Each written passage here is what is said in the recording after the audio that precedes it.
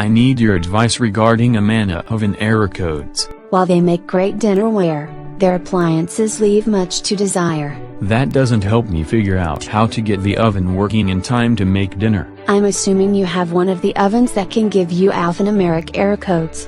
If it says F00, that's not an error message but the initial factory setting. This isn't a brand new oven.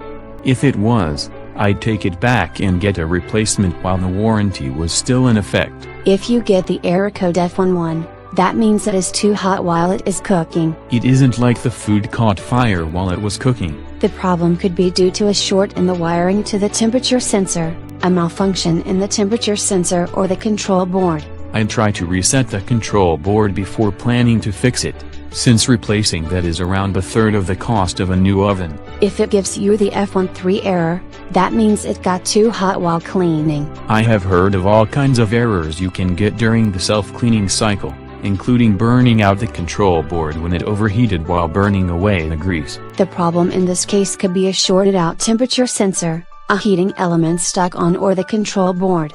At least you got this error instead of blowing a fuse. If the fuse for the oven blew, I'd know that by all the lights in the kitchen going out. You could get that error right before the thermal fuse that prevents the oven from overheating and burning down the house blowing too. Fortunately, that's not the problem I'm dealing with. The F15 error means the cancel key input out of range notice is coming up. There isn't a way to get the cancel key out of range the way you could accidentally tell the oven to run for 10 hours or 5,000 degrees. That's why the cancel key out of range means the key is broken if not the control board. Replacing the keyboard is way cheaper than the control board. The F17 error means the keyboard is disconnected. I've had the appliances act up because someone pushed the buttons so often they broke, but I've never seen the keyboard actually come off. The problem could be the wiring from the keyboard to the control board.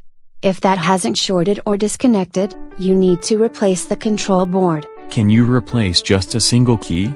While the F18 error says shorted key, you have to replace the whole keyboard to fix that key unless the true solution is the control board. Given all these errors to the control board, I'd reboot it just to see if I could clear the error. Now if it gives you the F19 error for the slave microprocessor not working, that component has to be replaced. The same thing if it gives you circuit board grounding, corruption and calibration errors. If in doubt, replace the most expensive component is a costly tech support solution. F1H is for the door switch, while F1J is for the latch switch.